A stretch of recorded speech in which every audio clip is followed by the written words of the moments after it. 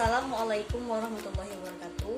Halo teman-teman semua, saya Despita, NIM F1 C42203 dari Prodi Biologi. Baik, yang pertama, coba kalian perhatikan apa yang dilakukan oleh laki-laki tersebut. Perhatikan dengan cermat apa yang dilakukannya.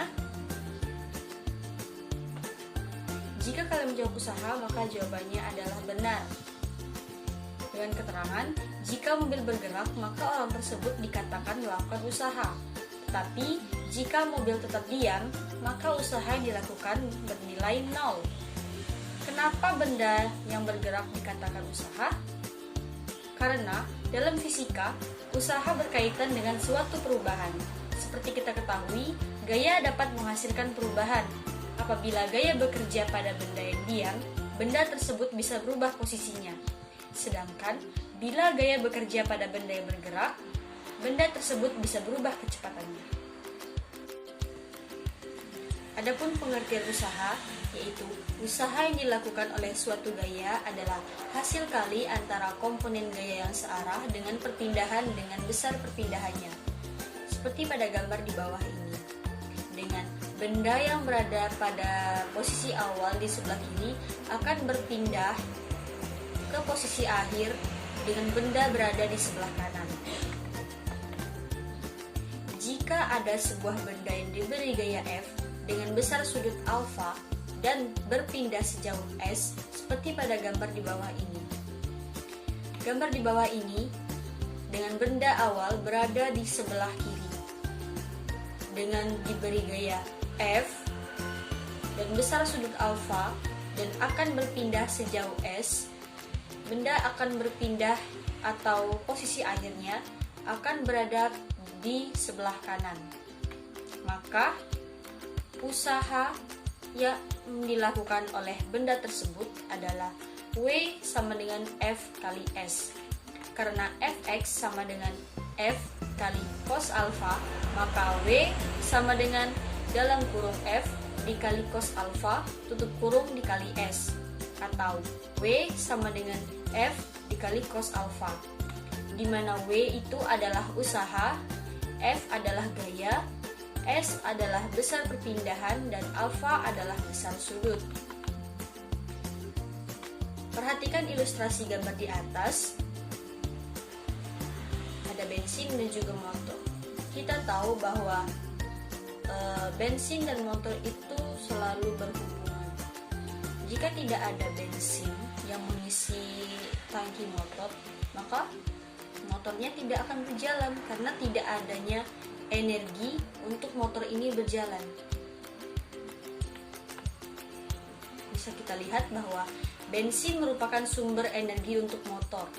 Ketika bensin habis, maka motor tidak akan dapat untuk melaju lagi.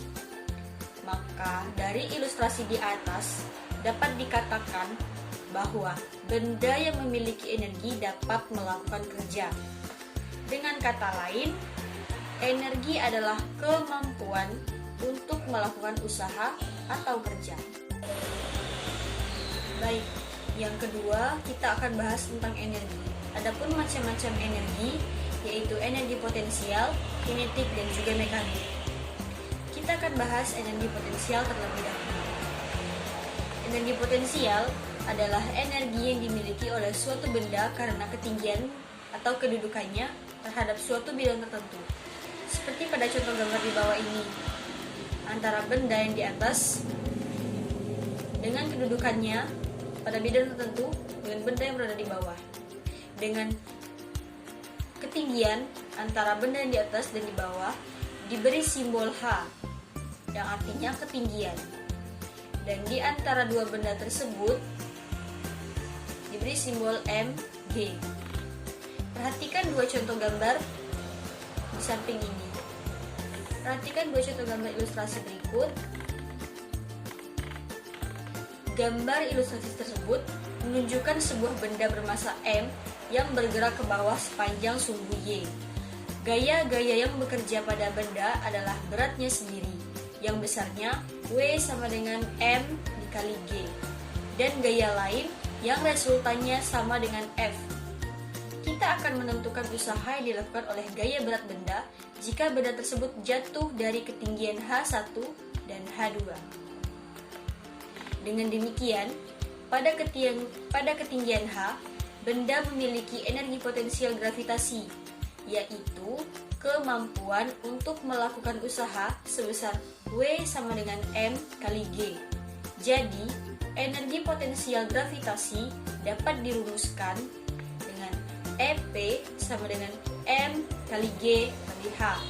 Dengan EP adalah energi potensial gravitasi dengan satuannya adalah Joule, M itu adalah massa benda dengan satuan kilogram, H adalah ketinggian benda dari bidang acuan dengan satuan M atau meter, dan G adalah percepatan gravitasi dengan nilai 10 M per S kuadrat. Selanjutnya, W sama dengan F dikali S. W sama dengan W dikali dalam kurung H1 dikurang H2 tutup kurung. W sama dengan M dikali G dikali buka kurung H1 dikurang H2 tutup kurung. W sama dengan M dikali G dikali H1 dikurang M dikali G dikali H2. W sama dengan EP sama dengan EP1 dikurang EP2. Usaha adalah perubahan energi potensial. Apabila benda tersebut ditarik ke atas oleh gaya F dari ketinggian awal H1 sampai mencapai ketinggian H2, maka usaha yang dilakukan oleh gaya F adalah W sama dengan EP. W sama dengan energi potensial 2 dikurang energi potensial 1. W sama dengan M dikali G dikali H2 dikurang M dikali G dikali H1. Ingat, dengan catatan, energi potensial itu tergantung tinggi benda dari permukaan bumi. Bila jarak benda jauh lebih kecil dari jari-jari bumi, maka permukaan bumi sebagai acuan pengukuran. Bila jarak benda jauh lebih besar atau sama dengan jari-jari bumi, maka pusat bumi sebagai acuan. Ada lagi yang namanya energi kinetik. Energi kinetik adalah energi yang dimiliki benda yang sedang bergerak. Benda yang bermassa M dan sedang bergerak dengan kecepatan v memiliki energi kinetik EK sebesar EK sama dengan setengah atau 1/2 M kali v kuadrat. Lihat pada gambar di sini, dengan sebuah benda bermassa M bergerak ke arah kanan dengan kecepatan v. Ada pula energi kinetik dan juga usaha. Dengan gambar di bawah tersebut, ada dua gaya F dan juga dua kecepatan dengan jarak sejauh S. Maka W sama dengan F dikali S. W sama dengan dalam kurung M kali A tutup kurung dikali S. Dengan catatan, perlu kalian ingat bahwa V2 kuadrat sama dengan V1 kuadrat ditambah 2AS. Dengan AS itu adalah 1/2 atau setengah dari V2 kuadrat dikurang setengah atau 1/2 V1 kuadrat. Dengan W adalah sama dengan setengah atau 1/2 M V2 kuadrat dikurang 1/2 atau setengah M V1 kuadrat.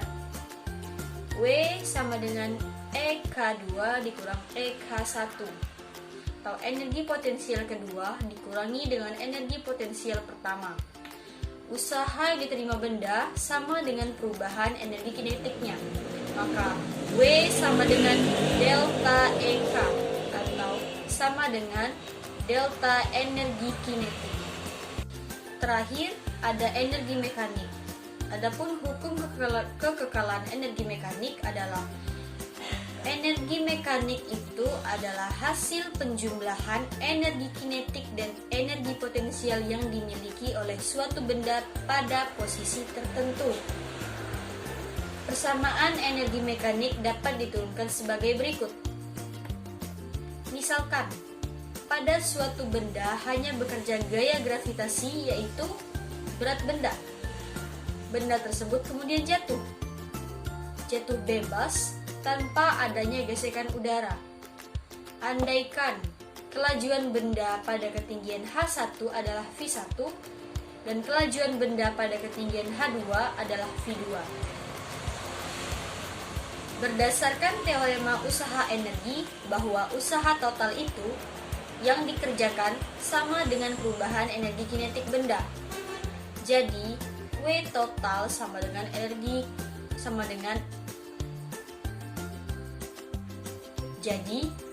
W total sama dengan EK atau energi kinetik.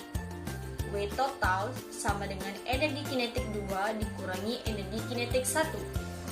Karena usaha ini adalah juga usaha yang dilakukan oleh gaya gravitasi, maka W total sama dengan energi potensial 1 dikurang energi potensial 2. Sehingga dapat kita tuliskan EK2 dikurangi EK1 sama dengan EP1 dikurang EP2. Lalu kita samakan antara EK2 ditambah EP2 sama dengan EK1 ditambah EP1, atau EK1 ditambah EP2 sama dengan EK2 ditambah EP2 setengah atau 1/2 MV1, 2 ditambah MGH1 sama dengan 1/2 atau setengah dari MV2, 2 ditambah MGH2. Dengan persamaan terakhir adalah energi mekanik 1 dikurang energi mekanik 2 atau EM1 sama dengan EM2. Dari persamaan di atas menunjukkan bahwa energi mekanik yang dimiliki oleh suatu benda adalah tetap. Pernyataan ini disebut hukum kekekalan energi mekanik.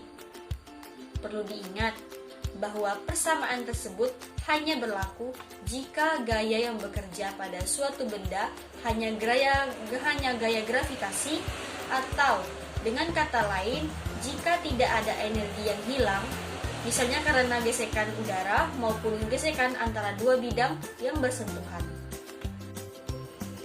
Baik, di sini ada sebuah contoh soal yang akan coba kita kerjakan bersama-sama. Soalnya adalah usaha yang dilakukan oleh gaya sebesar 50 Newton sewaktu menarik beban seperti gambar pada sudut 45 derajat sejauh 10 meter adalah titik-titik joule. Dengan contoh gambarnya terdapat pada di bawah soal dengan ada 5 opsi pilihan jawaban. Opsi A adalah 100, B 150 akar 2, C 200 akar 2, D 250 akar 2, dan E 500. Cara menyelesaikannya adalah, karena kita sudah mengetahui bahwa gaya yang bekerja pada benda tersebut adalah 50 Newton dengan jarak 10 meter dan sudut 45 derajat, maka kita tinggal memasukkan rumus yang sudah dijelaskan sebelumnya dengan menggunakan rumus W sama dengan F dikali S dikali cos theta.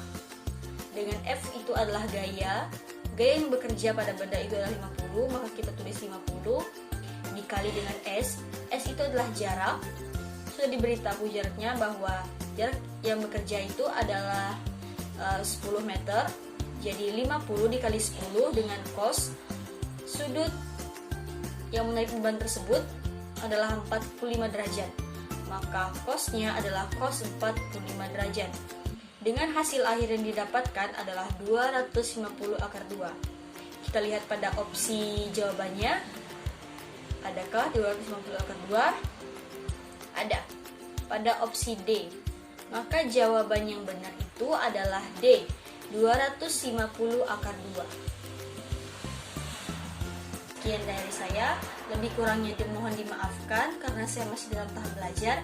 Saya akhiri. Wassalamualaikum warahmatullahi wabarakatuh.